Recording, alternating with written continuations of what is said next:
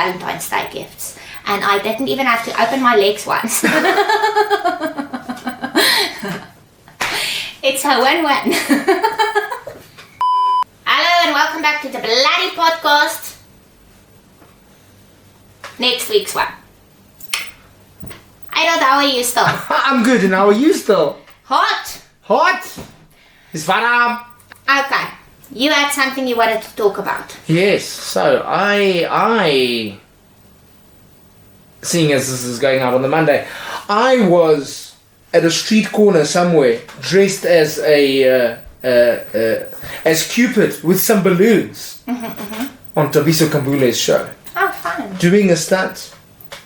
He's talking now in the future because this is going to air after he's done this. But now as we sit here, he hasn't done this yet. That's what's happening. So you knew that I know that I was going to do something that you knew before it happened. Yes. It's called math. It's girl math. It's called time management. That's fun. So, wow, it was so much fun this past weekend. Okay, but you have a girlfriend. I do have a girlfriend. What are you doing for her for Valentine's Day? I have not a clue. And so... You need to start thinking. I do. We have news. We have that news. Arod hasn't shared yet. Take it away, Arod. Well, I'm now single. I'm just kidding. That's not the news. That's not the news. I got engaged! Yay! Alex got it engaged. I got it engaged. She said yes on purpose. There was no forcing involved. She decided to say yes. So, she has to live with me and my messy self. That's all on her now. Congratulations. Thank you so much. This happened in December and he's only gotten around to tell us now. Because I thought Valentine's Day, hey, how romantic is it if I come on the show and tell you this now? No, it's because you're a moron. Because we went to the rugby. We went to Loftus to watch Lions and the Bulls. And then that's when she told us. Hi, by the way. And I was like, hello? Sorry. Hello. How can you forget that piece of news to tell people? That's me. So. Anyway, but we are very happy for you. Thank you so much.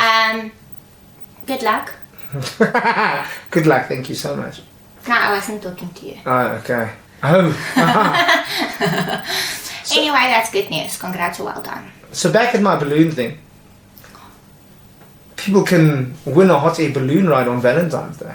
Oh. Can I enter? Yes, you can. I've never been on a hot air balloon. Me neither. I've just held a balloon full of helium that I'm going to be doing. Thing. Doesn't it scare you?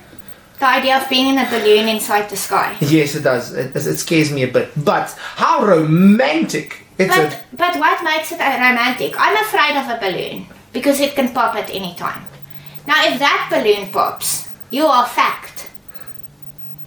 Listen, we're trying to create a romantic atmosphere here. Please, would you mind? Sorry. I love a hot air balloon. It makes sense. The thing that keeps it upright is flames. What can possibly go wrong? Does it make sense to you? How does it stay there? Hot air. Because why hot air? And it's the flames that makes the air hot. It does. Okay. It's like if you take one of those Chinese candle What if thingies. it starts to rain and it extinguishes your flame? Then, and then the air becomes cold. And what does cold air do? Then you just sing a song. Plummets. Because it'll, I don't know. 99 red balloons. I've listened to that song in German. I've also listened to that song in German. And I was like, why? I don't even understand German. But you still went around. I understood the balloon part. That is what we call it in Afrikaans also. A balloon. Ballon. So I see there is a zoo that you can go and buy a cockroach. And you can name it after your ex. It's for Valentine's Day. And you go and feed it to a lizard. I love that. I wasn't sure when you started out. I didn't think I was going to love it. But I love it. How cool is that? I love it. Because Valentine's Day is around the corner. That is brilliant. What are you doing for Valentine's Day? I don't know, okay? Because someone sent me a dress. I have a beautiful red dress. What? I showed everyone Okay. on TikTok if you want to go check it out. Beautiful dress, but it's the type of dress that you wear out. But I thought I want to wear the dress because I have it now and it's beautiful. I want to wear it on Valentine's Day. So I thought maybe I'll go get my car washed with the dress on. You've got high hopes for a romantic caller at a car wash. Also, someone sent me wine. And there's a few packages at the shop. Who are these people sending you these gifts and these things? It's PR. It's PR. So it's not you romantic sing- suitors. It's people who's like, hey Sami, we like your videos. This is our wine or this is our what. We'll send it to you. So maybe I'll do an unboxing of That's my a good Valentine's Day idea. gifts. Because who says you have to be in a relationship in order to get Valentine's Day gifts? I got Valentine's Day gifts and I didn't even have to open my legs once. It's a win-win. I'm teasing these companies. Well, I was moving and then the camera also moved. Anyway, now I don't know what I'm doing for Valentine's Day. Probably nothing, if I'm being honest. I know that sounds sad, but it's not. It's not different than any other day. When was the last time I did something for Valentine's Day? I'm asking them as if they know. I don't even know. you don't even know. I don't even know. Whatever. Maybe some sort of 5-star restaurant is going to reach out to Ooh, me. imagine. And they're going to say, come and eat on your own. But but there are places that do that, like a single, what is it? That to me sounds sad. It is a little sad. I would rather just stay at home. Ah. Not that if you like doing things like that, go right ahead. But I don't know. It seems, I don't know. Oh, I meant to mention this because I saw this. A man becomes engaged to Tinder match chosen by ChatGPT. So now we are at the point where artificial intelligence Is picking your life partner. Yes. Okay, but I mean, they can't do a worse job than I've been doing. Send me the details. I'll let you know. ChatGPT, please. Okay, but I don't know if there's lots of good people on Tinder. Have you tried? I think I have. A friend of mine, aka, is married to someone that he met on Tinder. That's nice, but the thing is, I don't know. I'm afraid of people. It doesn't matter who they are. At some point, they disappoint me. Yeah. It always happens. But what happens if you disappoint those people? Then, the pot kettle but black. you see the thing, when I go on a date, which I haven't done in a long time, but when I do, I'm very upfront about who I am. So that I can't disappoint you later. I disappoint you right from the start. No, I like to know. As I said, if I could be anyone in the world, I want to be that person. Exactly. But you are a fake Ati. I go onto the date, I say hi. Okay, I probably haven't washed my hair in 3 days. Okay? You are not getting anything tonight. You can pretend all you want, but no, thank you, sir. You will probably, do not start talking about Bitcoin. I will leave. I will probably laugh when I'm not supposed to. And can I please have extra bread? If you go eat somewhere, that's a good idea. It's too hot to think right now. It's too hard to think. Okay, I'll tell you about a book that I read. Yes, tell me. Okay. You forgot in the last episode to put spoiler alert Oh, sorry. before I spoil the book. Oh, So do it. Spoiler alert, I'm going to spoil this book. As you guys know by now, my interests in books is questionable. I don't want to hear anything. Read what you want. If you think I need professional help for liking and reading this, that is your business. Let me just let me find which one I'm going to talk about today. Is this where I give a helpline number and say, if you have someone who you think... Okay. The same author who wrote Haunting Adeline, which we spoke about last week, wrote a book called Does It Hurt? Oh, gosh. It does. Trust me. Spoiler alert. I don't know if you're ready for this. Okay, this is going to spoil things. Is this like a 50 Shades of Purple? Listen, 50 Shades of Grey is not even bad in terms of dark romances. It's child's play. It's Baba Black Sheep. Oh. This is not the same league. This is Criminal Minds. Oh my word. Meets orgasm. I don't know. It's not in real life. I would call the Scarpiona and the police. Okay. But this is fiction, so anyway, Does It Hurt? There's this lady. She steals people's identities. Okay. Okay, because she's on the run. She goes to Australia and she meets a man. They click in a way, but none of them are looking for something serious. She thinks she can steal his identity because he has like a name that can what. And he thinks what. And they get together. They just met, but it's just a fling. Like, okay. Wham bam, thank you ma'am. They wham bam, thank you ma'am on a rock. By the ocean. Okay. We are in Australia. Obviously there's an ocean. Yes. They have rocks like a big ocean. everywhere.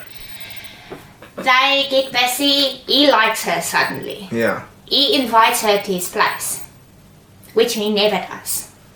While he's asleep, she goes into his office and gets all of his information so that she can steal his identity. Because she needs to steal identities often because she's on the run.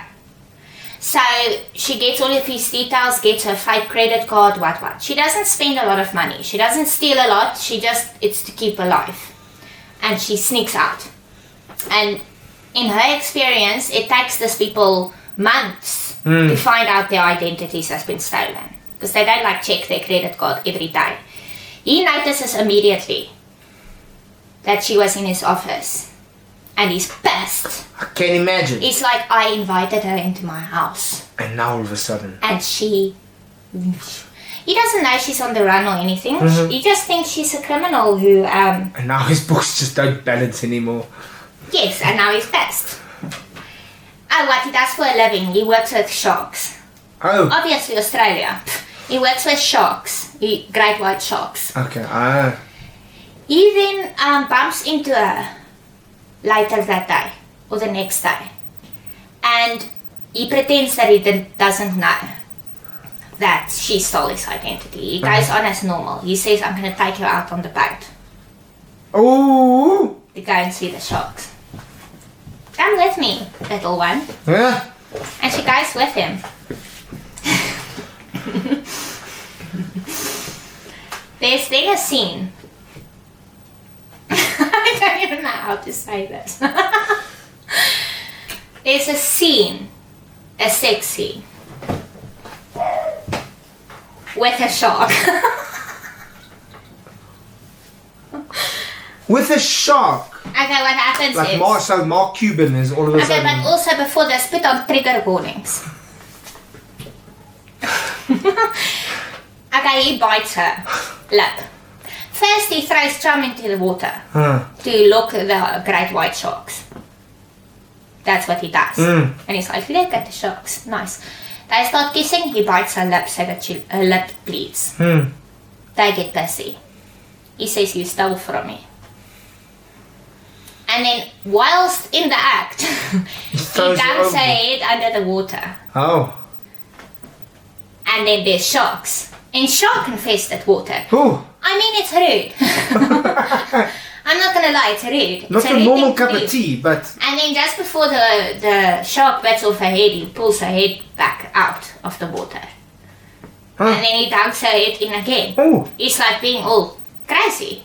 Crazy person. High school bullying and stuff. Okay, but whilst he's doing this business, he's still busy with other business. It's bad. Then there comes a storm. Because he's supposed to check the weather before he goes out. But he just lost his mind. He's like, I'm going to get back at her. She stole my identity. Then there comes a storm. Then the boat sinks. And then he's like knocked out. She's in the ocean. She saves him. And they end up on an island where there's a lighthouse. Another rock. They are on another rock. Okay. But they are angry at each other. Yes. Okay, he's angry at her for stealing his identity. She's angry at him because he's a cuckoo for Cocoa Puff. And they are stuck on this island with no way to get out. They go into the lighthouse. There's a guy living there. A creepy guy. And they are stuck there. And I don't want to spoil the whole book. That is where things gets interesting.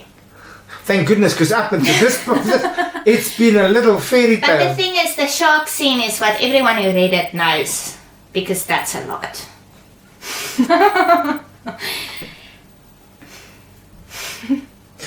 Okay. Should he be in prison? Yes. Did I still like the book? Yes, I did. Is he a nature conservationist at the same time? At least, I mean, he doesn't kill the sharks. He's nice to the sharks. And sharks deserve kindness. Anyway, I don't know if I explained it well enough for anyone to want to read it, but I rated it 4.5 stars Out of 5. It's a good book. Lots of plot twists and turns, and it has a happy ending. So A happy ending or a happy ending? all of the above. Okay. Okay, but check your trigger warnings. There's a lot. There's a lot of trigger warnings. But it's entertaining because it's not real. Remember that part. It's not real. Alright. Does It Hurt? By H.D. Carlton. I don't know how this lady is still allowed to write books because her things is unhinged. That's... Her books is unhinged. But it's entertaining. So, okay. That's it for reading with Sami. Next week I'll choose something a bit less. We call it the book binge with Sami. Book binge. Sami's book binge. No, we must call it How Fucked Up Was This Book. Yeah, I'll with this book. But I started out with the two worst ones. Well, not the worst one. The worst one was the first one I read in this year. I think I might have reached even my limits with that book. But this was last week's book, Haunting Adeline, and this week's book was some of the worst ones. The other ones is chill. Chill. Not chill, but chiller. Anyway. Sounds more like a thriller more than chiller. I like thrillers as well. I normally used to read only like moordboeken, murder, criminal minds types of books, detectives, things like that. Then someone on TikTok made me read a dark romance novel, and I was like, I'm hooked, because it brings the two stuff together: murder and mayhem, and romance and love. And I'm just gonna say it, okay? Never in my life did I think, you know what I want? A dude in the mafia, and I want him to kidnap me. That is not normal thinking. However, in a book, is this like bad person, and he murders people, and he loves only me. He's quite a catch. He sounds like someone you can... Because love exists. Take home to no one. Anyway, okay. That was it for this book. Now it's time for Arod's idiotic joke.